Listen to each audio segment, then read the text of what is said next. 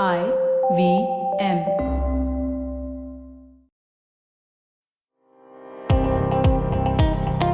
Welcome to All Things Policy, a daily podcast supported by Pragati, a flagship media initiative of the Takshashila Institution. We're a bunch of policy nerds based in Bengaluru, and we like to bring a fresh perspective to Indian affairs and an Indian perspective to global affairs. So grab a cup of coffee, sit back, and join us for today's chat.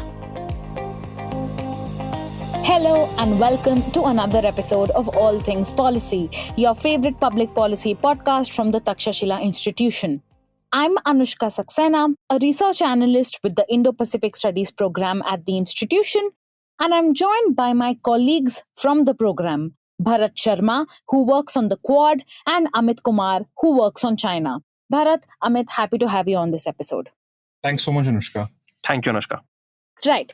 So today we're going to be talking about, just as an overview for our listeners, we're going to be talking about the Indo-US 2+2 foreign ministerial and defense ministerial dialogue that took place on the 10th of November, just a couple days ago, and what was said and agreed upon during the discussions at this dialogue. Of course, the attendees from the Indian side were Foreign Minister S. Jaishankar and Defense Minister Rajnath Singh. And on the American side, it was Antony Blinken and Lloyd Austin. And a host of issues, as is evident from the joint statements released by the two sides, were discussed at this dialogue, just pointing towards the deepening India-US partnership on aspects such as cooperation through multilaterals like the Quad, in trade and health, in civilian technology like semiconductors, which of course can also be dual use, and defense technologies like jet engines. And of course, there were statements made on the violence that is taking place in the Russia-Ukraine war and in the Israel-Hamas war. And the breadth of the joint statement at least communicates to me that both India and US are considering each other important partners in the emerging global order. And even though not a lot of it has been substantive in the sense that it hasn't yielded results that can personally say to me that have led to a massive spike in trade or a massive collaboration on joint innovation and partnership. But at the same time, the goals listed in these joint statements point out to an optimistic future. On that kind of neutral or balanced note, I would like to go to our participants in this podcast, Bharat and Amit. And Amit, I'd like to come to you first with a question on the discussions we were having about Canada earlier, right? And how there was this perception among a few analysts and scholars that because US reportedly played a role in providing Canada with the intelligence that India or Indian government officials committed the assassination of Nijjar on Canadian soil, that it was going to negatively impact India-US relations. So just at the outset, and of course, a lot of it will venture into speculative territory, but what are your thoughts on what the agreements made in this 2+2 dialogue tell us about the relationship, and what exactly, if any, was the setback that the Canada incident caused? Amit, over to you. Yeah. So Anushka, I think this 2+2 meeting that we just witnessed a few days back in New Delhi is a great moment to go back to visit back the episode the Canada episode that happened 2.5 months before, wherein and many of the analysts and strategic observers noted that this could be a hurdle in furthering the India-US relations. It might be a hiccup. It might create problems in how the India-US relations might proceed forward, given that Canada is a treaty ally of the US and India is a strategic partner, defense strategic partner. But and the meeting that we just had, wherein we saw that there was no mention of Canada or India's alleged extrajudicial killing. It just shows how far India-US relations have come, and the ties are the extent to which the ties are strong between both the countries, and it makes sense, right? India-US relations are driven more by shared interests rather than shared values. New Delhi's wavering commitment to the notions of free society and democratic values has been a subject of a concern for the Congress and the civilian society in America for many years now. And yet these reservations more often than not, these reservations with regard to democratic backsliding that we hear quite often, press freedom, minority rights, majoritarianism in India, have been expressed through various channels. Media reports, congressional committee reports, etc. But despite these issues being there as minor hiccups in India-US relations, these issues have not have largely been taken up in public and private. Even though they have been taken up in public and private discussions, these have not prevented cooperation on pressing issues between the two countries. And the common denominator here is, of course, China, the threat from China, as even Rajnath Singh spoke of in his briefing to the media. And it just seems to me that India-US relationship, given in the background, if you look at China and rising China and the threat that it poses to the interests of both these countries, India is too vital a cog in the US's Indo-Pacific strategy. Because this is the issue, this is the case. I think at the moment, India-US relationship is at the moment wherein it can weather all sorts of tides and stuff, right? Because Canada it was and because a lot of stern statements came from both Jake Sullivan and Antony Blinken. Those statements that were made by both these US secretaries were quite stern, right? Quite powerful statements, and any country, and it made quite a many strategic observers feel that it might create some sort of a hiccup in how the relationship would move forward.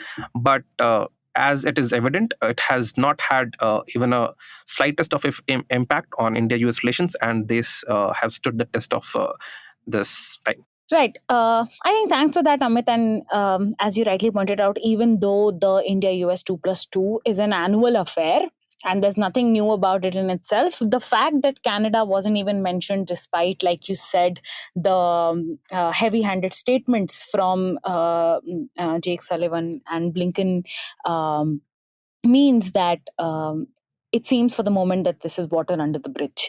And I'll come back to the point that you made about Rajnath Singh's statement on China later. But Bharat, let me come to you quickly and talk to you about what was said in the joint statement.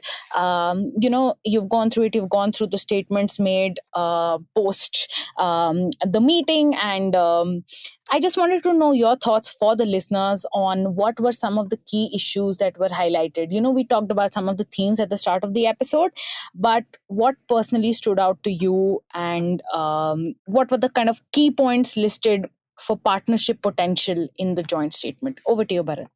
So, thanks for that question, Anushka. So, I think that there's a lot of emphasis on defense engagement. So, there's obviously, we talk about themes and so on. So, there's science and technology, there's health and so on, there's trade.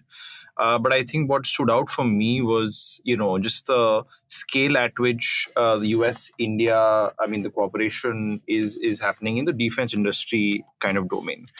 So in June, for example, when Prime Minister Modi went to the US, we saw, decision to co-produce GE electric jet engines. We saw other kind of, areas of cooperation like, technology sharing and so on. So I think, if you look at the visits and the number of meetings and what's happening within defense itself, I think it's a humongous kind of increase in terms of the depth at which the partnership is going. I think in the 2+2 itself, and also kind of take into account, the press conference briefing that happened in the US as well as in India. So, specifically with respect to that, there was a decision to co-produce Stryker armored infantry vehicles. And the US official at the briefing very directly kind of commented that there's a lot of potential for them to be used in areas that are particularly relevant along the line of actual control. So there was obviously this, direct kind of mention of the elephant in the room. And I'm just going to quote, what this defense official said. He said, "We are charting, so we as in India and the US are charting new pathways of cooperation by pursuing stronger defense, industrial engagement, easing of technology restrictions, resilient supply chains in all domains, and maritime security." And of course, I think what was also interesting was just the emphasis on the maritime domain. So this wasn't as part of the conference briefing in New Delhi, but it was in the US, where the defense official commented that the Indian Ocean was going through contested kind of times. It was a contested domain. And there was a lot of discussion there about how the US Navy may choose India as a hub for repair and ship refueling and so on. So I think we can talk about this more, but I think what was interesting for me was this focus on the Indian Ocean region as kind of strategic space where you can see the US and India cooperating. Because I mean, it's interesting. I'll also mention that because the US, I mean, India has had concerns about the US being in the IOR space, given that it thinks of itself as a dominant kind of actor. So yeah, I think this military to military cooperation in the maritime domain, by which I mean Navy's kind of logistics access agreement and greater kind of cooperation within the US Navy and in the Indian Navy. I think that was something that stood out for me. Right. And on that, Bharat, just to quickly follow up with you, you follow Quad, and even though we debate a lot about the securitized nature of Quad and whether or not it is indeed targeted as a defense and security cooperative against a certain rival, or even, like you said, the contested nature of the Indo-Pacific order, we see that they engage with each other in a lot of military exercises and defense cooperative agreements, right? Like you mentioned, the logistics access agreement, and even though it may be a product of the India-US relationship, of course, it's liable to be viewed from the lens of Quad and the expanding partnership between the four countries. So, just to expand on what you said about the growing potential of maritime and defense cooperation, what was said about Quad at the dialogue, and how exactly do you see the India-US relationship evolving in the Quad's context from what was said? Sure. I mean, I think, and this is not just the 2+2, but I think in various kind of in various meetings where I mean, India and the US and Japan and Australia, they all mention that Quad is a body that they all kind of think is something that will kind of have an effect on the Indo-Pacific space, right? In terms of the domains it's been working on. So I think, I mean, and I mean, we're speaking in the backdrop of there being a very, I mean, a likely summit happening in January, where the four meet in New Delhi. India is hosting the summit. So I think, and there's always also been reports that the Quad's agenda will focus more on maritime security, will focus more on the Indian Ocean region. So I think in that context, there is obviously an effect on how, I mean, in what sense the Quad kind of moves into a security space, right? I mean, if you have, so I mean, the US, Australia, and Japan are obviously security allies, TT allies in some sense. And I think in the Quad, I think what I mean, there's obviously an element of what India offers to the Quad, since I mean they already have deeper engagement within defense and so on. So there's within the Quad itself, it's very important how the three of them see India. So if there is deeper cooperation within the maritime domain or within defense and production and technology and so on, that affects the Quad's agenda. That means that that there's more willingness by all four parties to expand the agenda to more defense oriented stuff. So that would include something like, being more vocal. So, I mean, just to give you an example, the Indo-Pacific Maritime Domain Awareness Initiative focuses on, sharing maritime data through commercial networks and so on for the purposes of illegal fishing, for dark shipping, and so on. But if you were to have more pronounced defense engagement and you have a more securitized approach that the four of them take. You can have the IPMDA focus on end users like military grade kind of sharing. You can have it focus on wartime interoperability. So if you have consensus around what um, defense objectives the four of you have to achieve, that might lead to initiatives like the IMPMDA changing its kind of course. Stay tuned to All Things Policy. We'll be right back after a short commercial break.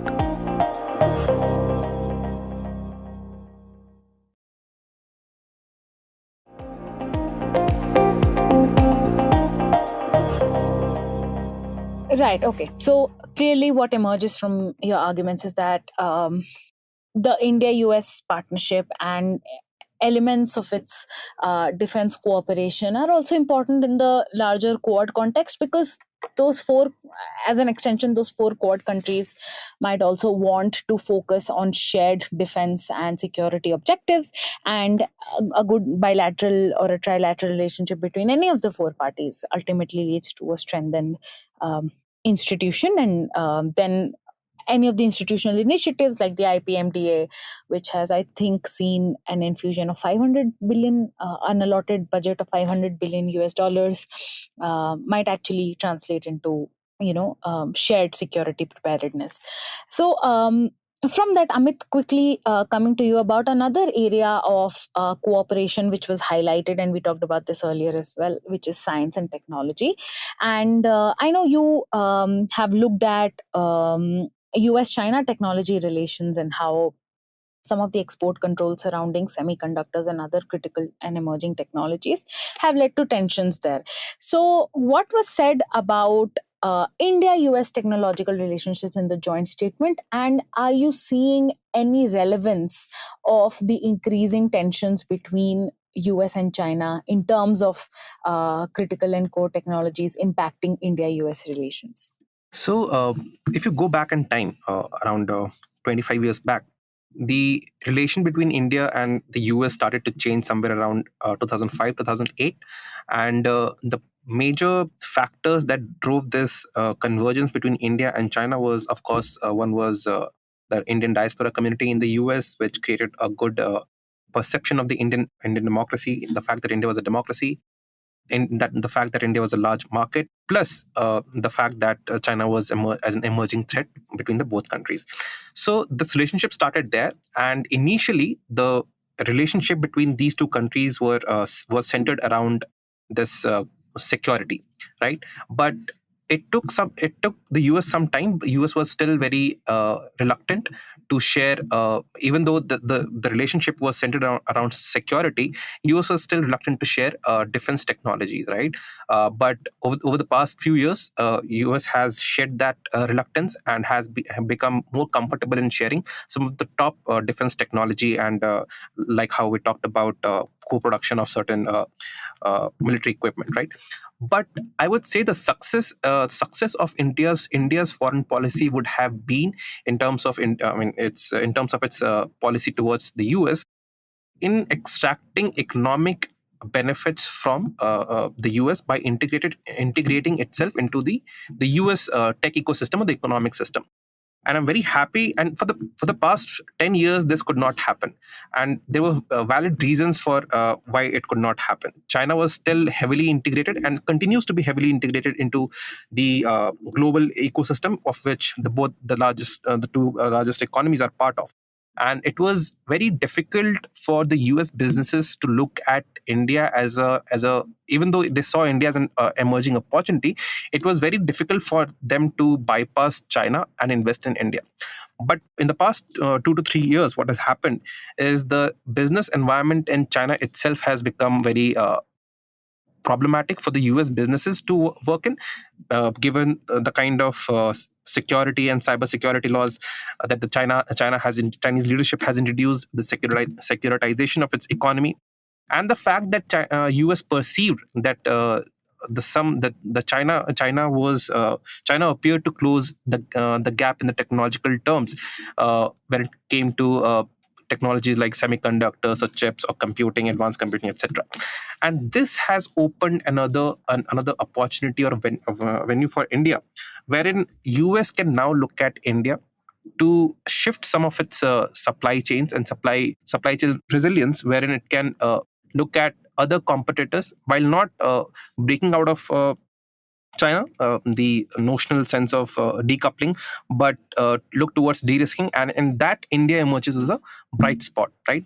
And I'm very happy in the term in if you look at the advancements that both the countries have made in terms of cooperation on semiconductors. So India already was a player, even though it used to be, or it is largely the US companies who have set up their factories here in India, where Indian skilled laborers do all the designing and stuff, and 20% of the global revenue is generated by of the semiconductor designing companies is generated in India, albeit under a US company. They are registered under US companies. But this was one of the strengths. But what this new problem between the US and China has done, that has opened a new opportunity for India to set itself or integrate itself into the lower end of semiconductor technologies, and that is OSATs and fabrication, right? Fabrication, not so much, but OSATs, wherein you see the assembling, testing, packaging, and marking of the semiconductors, is something which the US companies, along with its allies such as Japan and Taiwan, are looking favorably at India, and they look to shift those operations outside China. And this is where something which where India has emerged as a bright spot. And you have seen a flurry of investments by the US companies in India. Also, some of the Taiwanese companies. There have been some. There have been around 7 to 8 projects that are in the pipeline, and that might fructify. So I think the moment where India's foreign policy towards the US has completely come to fruition is now, or in the last 1 year or so, as India is trying hard, and there seems to be an level of acceptance among the even the Americans, that India needs to be integrated into the technological ecosystem. So this is something which is a key takeaway from the current relationship. Nice. So, clearly, one of the highlights of the science and technology discussion at the dialogue was the semiconductor partnership. And like you said, investments that are flowing in from the US and its allies not as a loaded word, but allies as partners in a particular initiative, indicate that this a partnership on critical and emerging technologies, which is not only a part of ISET but also separately as an endeavor to de-risk from China and move to allies like India, is indeed bearing fruit.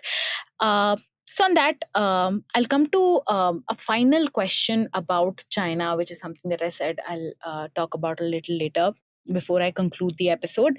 Bharat, you mentioned that Rajnath Singh's statement and the larger address to the elephant in the room was made in the joint statement, even though the word China was not itself mentioned. And I think something that Rajnath Singh also said, or not Rajnath Singh, but I think Anthony Blinken said, was that yes, China was a part of the discussion, but that's not all that the India-US relationship is, right? And we also talked about other things like emerging technology, space, so on and so forth. So just to quickly give you the floor, what exactly do you think was the relevance, if at all, of the China factor as evident from the discussions that took place between the two countries at this dialogue? Definitely, I think just it's. I mean, when we talk about the Quad, I think the biggest question, I think, it's posed. I mean, a lot of analysts have talked about this, that the elephant in the room is obviously China, right? I mean, the domains that they're focused on, be it infrastructure, be it maritime security, be it technology standards. So they clearly are domains in which you see a quote unquote threat from China, right? When it comes to technology, there's some concerns around privacy. The whole deployment of Open RAN is US led and is aimed at in some sense, tackling the threat that comes from China in the technology domain. In maritime security, they focused heavily on illegal fishing, or in other words, illegal or unreported fishing. And that's a very kind of US, kind of very China focused threat. I mean, be it in the South China Sea, in Southeast Asia, in the Indian Ocean region. So I think just the way in which the Quad itself came about. I mean, of course, officials in the bureaucracies, and I mean even leaders in the administrations today across the four countries, obviously they do not speak about China when they talk about Quad, or even joint statements don't focus on China. But largely, I think it's you can call it the bogeyman, or you can call it the elephant in the room, right? All sorts of things. But that obviously is a shared threat, even though there is divergence on how they see China. But in the Indo 2+2, I think, I mean, you two might be able to offer more insight into this, but just the comments that Lloyd Austin made, which was that the global security environment is changing, and it's essential that the US and India cooperate more on defense. That's what he said, or cooperate more on defense and these other kind of domains that they've been focusing on. And there's obviously, I mean, what underwrites that comment is, it's the security environment is changing because there's a threat from China, right? So I think most of these comments, most of the cooperation that you see in the US, especially in the defense and security domain, does come from the threat that both share from China. And of course, I mean, this is keeping in mind that Austin did say that the relationship is more than just cooperating on tackling the so-called China threat. Right. So, Amit, to come to you, do you agree with that assessment? Do you indeed agree that the India-US defense partnership, or a lot of the security posture that has been adopted by the Quad, is indeed influenced or impacted by the shared China threat? And also, in your answer, can you talk about how exactly does the China factor, in your opinion, figure in bringing India and the US closer, not just on defense, but also otherwise on technologies and some of the other subjects that you look at? Okay, so it's a classic case of functionalism theory of international relations, right? So the functional neo-functionalism or functionalism theory of international relationship says that two countries should come together and cooperate on certain if there are certain no-go areas wherein a few countries or the two countries in question are not able to cooperate, they should at least start cooperating in areas where they think there's some degree of convergence. And over the time, what happens is what takes control is a spillover effect, wherein you get cooperation in the other areas that were not thought of, that were not usually anticipated at the start of the relationship. And India US relationship is, to me, is that sort of a relationship. So clearly, the relationship, the biggest driver of this relationship was China. China was one factor that brought convergence between these two countries. Although there were certain many areas wherein the US or even India was hesitant in terms of cooperating. Let's say share areas such wherein reciprocal logistic agreement. So there was a huge resistance within the Indian decision makers to allow for a foreign power to dock in Indian territory on the Indian water and replenish their logistics. But this and if you take the Americans, there was a huge resistance in towards interoperability in how India and US, if defense is something or security is something that they need to be cooperating on, how is that they are going to ensure interoperability, and that requires you to share certain technologies and norms that the US was not very comfortable, given it only largely it only does that agreements with its allies, and India not being an ally, India has in the past taken neutral or impartial stance. It was a problematic thing in India-US relations. Then the issue of technology sharing, especially defense technology and consumer technology, right? So the relationship started there, wherein they could both recognize that security was one aspect and China was an emerging threat where they could cooperate and start at least talking. And this has had a spillover effect in many other sectors wherein you now see India and the US cooperating on consumer tech, semiconductors, advanced computing, biotech, and several other areas, including the economy. Right. So I think interesting point, because functionalism also assumes that governments will move in a rational direction, and it has been true for the India US relationship from the kind of trajectory you've drawn. But also not so much for the US-China relationship. And I think the India-US relationship, again, has a lot to benefit from it, because that's precisely one of the features that has overflown into other non-political areas of partnership and context. On that note, Bharat and Amit, this has been a really fascinating and insightful discussion. Thank you so much for joining us on this episode, and thank you to our listeners for tuning into another episode of All Things Policy. Thank you so much, Anushka, for inviting us. Thanks so much, Anushka. If you liked our show, don't forget to check out other interesting podcasts on the IVM network. You can tune into them on the IVM Podcast app, ivmpodcast.com, or wherever you listen to your podcasts. You can also follow IVM on social media. The handle is @IVM Podcasts on Twitter, Facebook, and Instagram. And hey, if you'd like to dive into Takshashila's research on technology, strategy, and economic affairs, check us out at our Twitter handle @TakshashilaINST or our website takshashila.org.in.